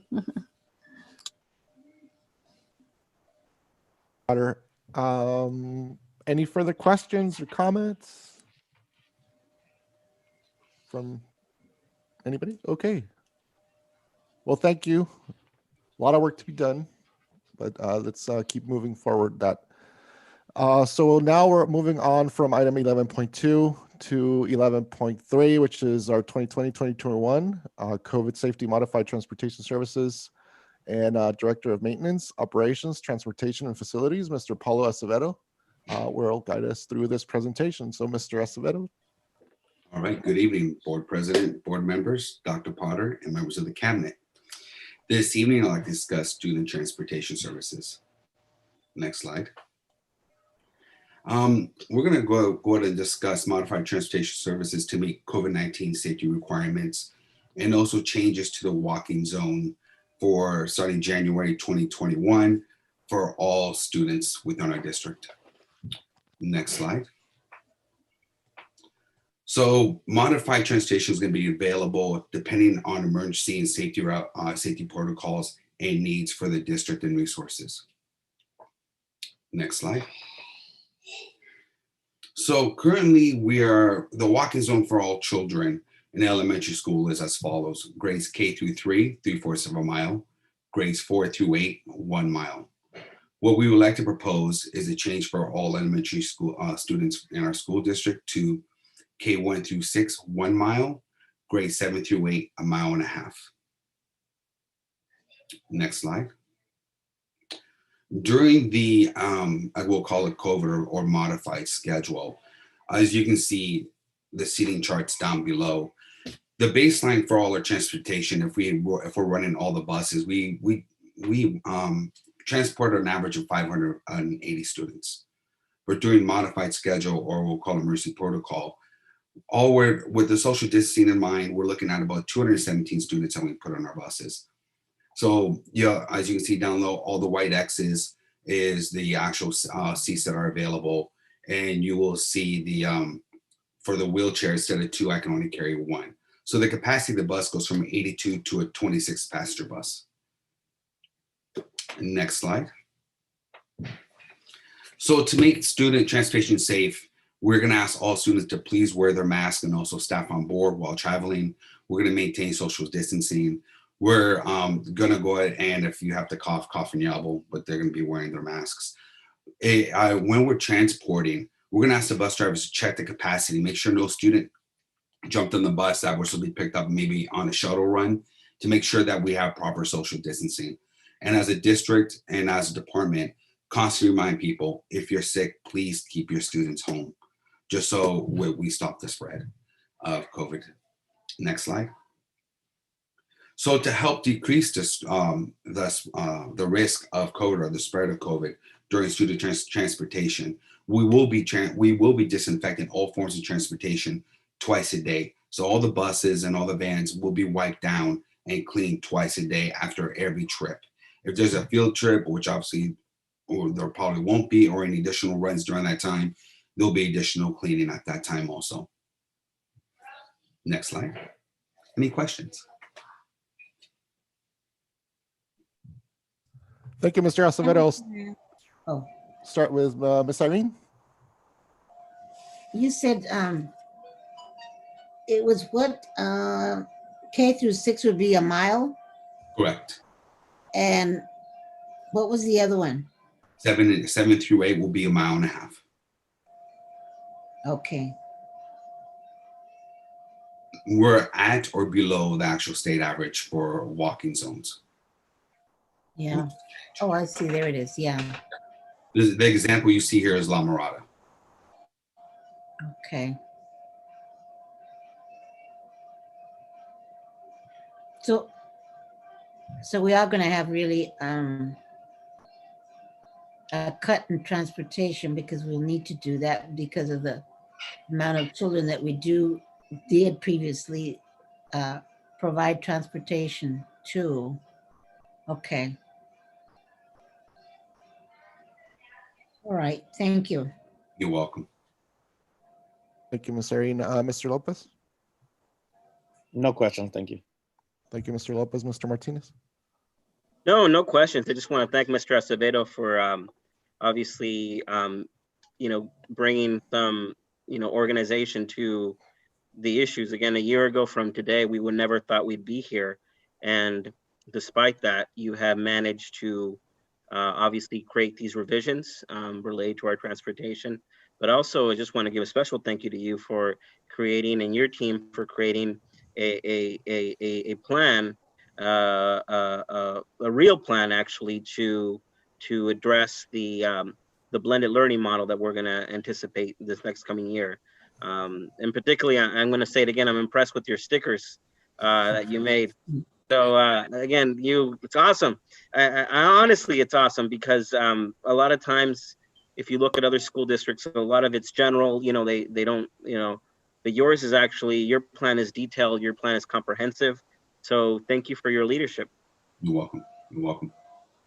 I'll just say the same. I'll just echo Mr. Martinez. Thank you, Mr. Acevedo, for putting this together. Obviously, it's a huge challenge. And just with everything that we just talked about in the last two presentations, this is important because it's helping us obviously manage, resources better. So we appreciate that. But overall, just keeping our students safe, in the event or whenever it is safe for them to start coming back to school. So thank you. Thank you. Dr. Potter, any comments?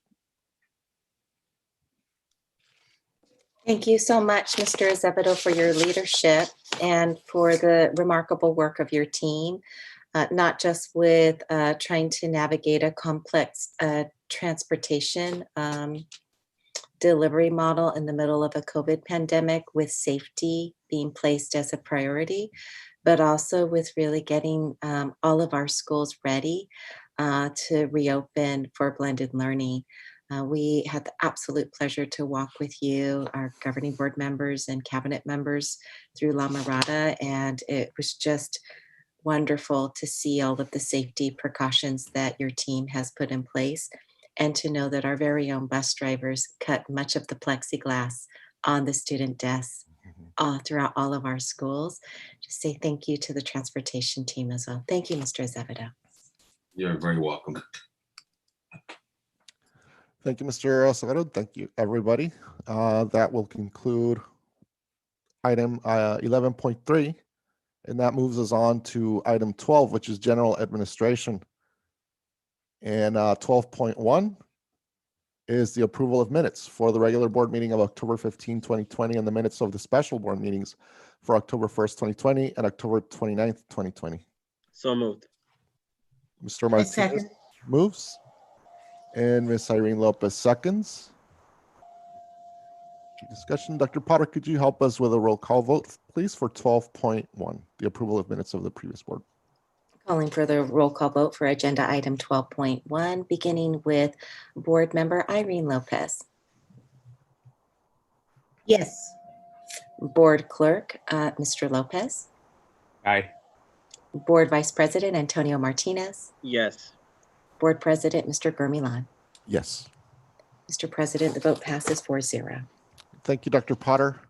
That moves us on to 12.2, organizational meeting. And item 12.2 is to approve Monday, December 14th, 2020 at 5 p.m. as the date and time for the annual organizational meeting of the governing board per Education Code Section 35143, pursuant to Governor Newsom's executive order N-2920. The annual organizational meeting of the San Isidro School District Board shall be held by teleconference. Do I have a motion to approve 12.2? I make a So moved. motion. Second. Ms. Irene Lopez moves to approve 12.2 and Mr. Antonio Martinez seconds. Any discussion? Dr. Potter, would you help us with a roll call vote, please? Calling for the roll call vote for agenda item 12.2. Board member Irene Lopez. Yes. Board clerk Rudy Lopez. Aye. Board vice president Antonio Martinez. Yes. Board president Humberto Gurmilan. Yes. Mr. President, the vote passes 4-0. Thank you, Dr. Potter. 12.3, revised 2020 governing board meeting schedule. Do you have a motion? So Make a moved. motion. I believe I heard Mr. Martinez first to move. I'll And second it. Irene Lopez seconds the motion. Any discussion? No, just a comment from my end, Mr. President. I know that historically, when we set the meetings, historically they're the second Thursday of every month. I know that part of the reason we're changing this organizational meeting is because of a budget issue, or particularly like there's a timeline that we have to vote on something before. My only thought, and this is just for next month, because I know next month we're going to receive a calendar of the dates that are set for board meetings, is that we anticipate that, and hopefully it could be the case that falls on the second Thursday, but if not, maybe move the December meeting to something earlier, but have it ready next calendar or the next month in our calendar when we approve the calendar for next month. Thank you, Mr. Martinez. Any other comments? Okay, Dr. Potter, could you help us with a roll call vote, please? Calling for the roll call vote for agenda item 12.3, Board Member Irene Lopez, Yes. Board Clerk Rudy Lopez, Aye. Board Vice President Antonio Martinez, Yes. Board President Humberto Gurmilan. Yes. Mr. President, the vote passes 4-0. Thank you, Dr. Potter. Item 12.4, well, actually, this is an information item. The Learning Continuity and Attendance Plan 2020-2021 updated. The plan has been revised in accordance with San Diego County Office of Education recommendations. To give a further description, on the line item budget section of the actions related to in-person instructional offerings section of the plan. And I believe that's it. So we don't have any further information on that? Okay. Thank you. So we're moving on to item 12.5, which is 2020-2021 Grading Policy for Distance Learning Academy and Blended Learning Program. Do you have a motion?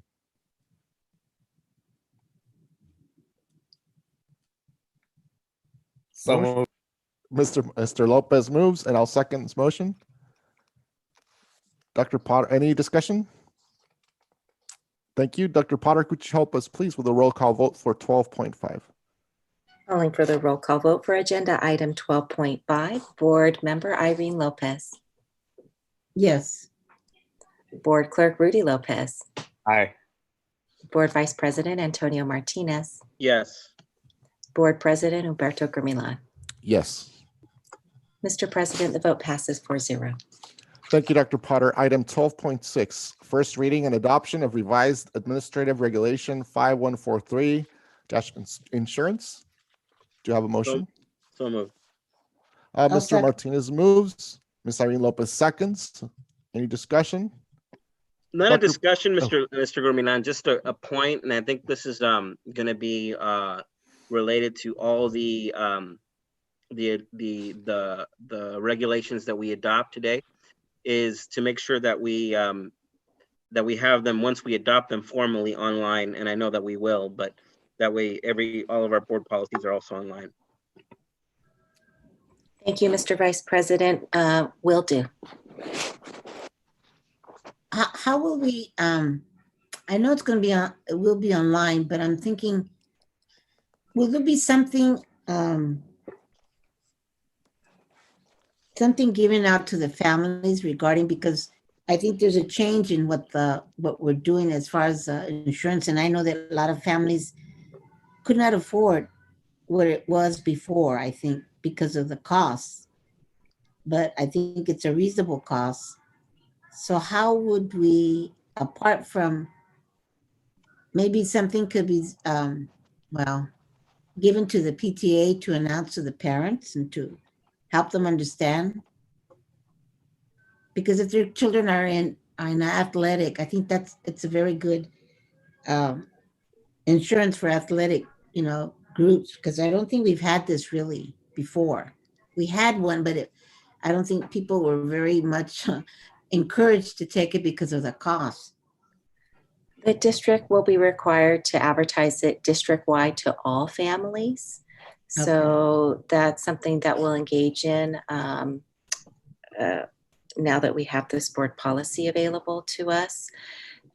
It's an optional insurance policy for families to participate in at a very low cost for their children. And then moving forward, most districts place the insurance policy in their parent handbook each year, and that's where the families can find this optional insurance policy. So our parent handbook's already been published. So this year we'll send out a separate message, but moving forward, one of the best practices is to place the information in the parent handbook. Okay, thank you. Any further comment? Dr. Potter, would you help us with the vote, please? Yes, calling for the roll call vote for agenda item 12.6. Board member Irene Lopez, Yes. board clerk Rudy Lopez, Aye. board vice president Antonio Martinez, Yes. and board president Humberto Gumilan. Yes. Mr. President, the vote passes 4-0. Thank you, Dr. Potter. Item 12.7, our next item is first reading of revised administrative regulation number 3541 transportation routes and services. Do you have a motion? So moved. I'll second it. Mr. Martinez moves and Ms. Irene Lopez seconds. Any comments or questions? No comments. Dr. Potter, could you help us with a roll call vote, please, for item 12.7? Calling for the roll call vote for agenda item 12.7, board member Irene Lopez, Yes. Rudy Lopez, Aye. board vice president Antonio Martinez, Yes. and board president Humberto Gumilan. Yes. Mr. President, the vote passes 4-0. Thank you, Dr. Potter. Item 12.8, AB 1200 and collective bargaining memorandum of understanding with the Classified School Employees Association, amendment number 1. So moved. Mr. Martinez moves, and I will second. Oh, Okay. I'll Go second ahead, it, Ms. Mr. Irene. Thank you. Yes. So with a motion by Mr. Martinez and a second by myself, Humberto Gumilan, any discussion? Comments? Thank you. Dr. Potter, could you help us with a roll call vote, please, for 12.8? Calling for the roll call vote for agenda item 12.8, board member Irene Lopez, Yes. board clerk Rudy Lopez, Aye. board vice president Antonio Martinez, Yes. and board president Humberto Gumilan. Yes.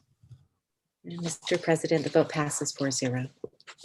Thank you, Dr. Potter. Item 12.9, AB 1200 and collective bargaining memorandums of understanding with the San Ysidro Education Association. Do I have a motion? So moved. Mr. Martinez moves. I second it. Ms. Irene Lopez seconds. Any discussion? Dr. Potter, would you help us with a vote, please? Calling for the roll call vote for agenda item 12.9, board member Irene Lopez, Yes. board clerk Rudy Lopez, Aye. board vice president Antonio Martinez, Yes. and board president Humberto Gumilan. Yes. Mr. President, the vote passes 4-0. Thank you, Dr. Potter. Item 12.10, AB 1200 for certified and classified management staff. Do I have a motion? Make a motion. Ms. Second. Irene Lopez moves and Mr. Martinez seconds. Dr. Potter, would you help us with a roll call vote, please? Calling for the roll call vote for agenda item 12.10, board member Irene Lopez, Yes. board clerk Rudy Lopez, Aye. board vice president Antonio Martinez, Yes. and board president Mr. Humberto Gumilan. Yes. Mr. President, the vote passes 4-0. Thank you, Dr. Potter. 12.11, AB 1200 and COVID-related technology stipend for classified confidential staff. I will move on this. Second. And I'll have Mr. Martinez second the motion. Any discussion, comments, questions? Dr. Potter, would you help us please with a vote for 12.11? Calling for the roll call vote for agenda item 12.11, board member Irene Lopez, Yes. board clerk Rudy Lopez, Aye. board vice president Antonio Martinez, Yes. and board president Mr. Gumilan. Yes. Mr. President, the vote passes 4-0. Thank you, Dr. Potter. Item 12.12, amendment to Exhibit A of the Memorandum of Understanding between San Isidro School District and San Isidro Education Association regarding school reopenings. So moved. Mr. Martinez moves and Ms. Irene Lopez seconds. Do you have any comments or questions? Dr. Potter, could you help us with a roll call vote for 12.12? Calling for the roll call vote for agenda item 12.12, Board Member Irene Lopez, Yes. Board Clerk Rudy Lopez, Aye. Board Vice President Antonio Martinez, Yes. and Board President Mr. Gurmilan. Yes. Mr. President, the vote passes 4-0. Thank you, Dr. Potter. 12.13, and this is just information, Fiscal Crisis and Management Assistance Team, FICMAT, Fiscal Health Risk Analysis, dated 10/30/20. And I believe everybody had read that and we saw the presentations. Now moving on to item 13, which is consent calendar. All items appearing are adopted by one single motion. There will be no discussion of these items prior to consideration of the motion, unless a member of the board or the superintendent requests that such item be removed from the consent calendar and voted on separately. At this time, I'll entertain a motion. So moved. Mr. Martinez moves on the consent calendar. Do you have a second? Second. Ms. Irene seconds. Do we have any polls? No pulls from my end, Mr. President. Mr. Lopez? No polls. Ms. Irene? No. Great. And no polls on my end as well. So so we're voting on Dr. Potter. Could you help us with a vote, please? Calling for the roll call vote for agenda item 13, consent calendar. Board Member Irene Lopez, Yes. Board Clerk Rudy Lopez, Aye. Board Vice President Antonio Martinez, Yes. and Board President Humberto Gurmilan. Yes. Mr. President, the vote passes 4-0. I'm laughing because it almost took a year for me to get number 13 right. You mastered it, buddy. Yes. I was wondering why you were smiling. I'm taking a bow. Oh, I- wow. Well, I was Karen. nervous too. I was nervous. I'm not going to get it wrong. I'm not going to get it wrong. Thank you, everybody, for your support and understanding. I was waiting for Mr. Martinez to admonish. Admonish me. All right. Thank you, everybody. Let's move on to item 14. I will not delay any longer, which is adjournment. Do you have a motion to adjourn at 7:55? I make a motion. Oh, Miss second that. Irene? Miss Irene moves and Mr. Martinez seconds. Dr. Potter, would you please help us with a vote for adjournment number 14? Calling for the roll call vote for agenda item number 14 to adjourn the meeting at 7:55 p.m. Board Member Irene Lopez, Yes. Board Clerk Rudy Lopez, Aye. Board Vice President Antonio Martinez, Yes. and Board President Humberto Gurmilan. Yes. Mr. President, the vote passes 4-0. Thank you, everybody. We're officially adjourned at 7:55. Appreciate everybody that helped put this meeting together. And thank you, everybody, for coming. Have a good Thanksgiving, everybody, and we'll see you in December. Oh, thank you so much, everyone. Thank Thank you all. you.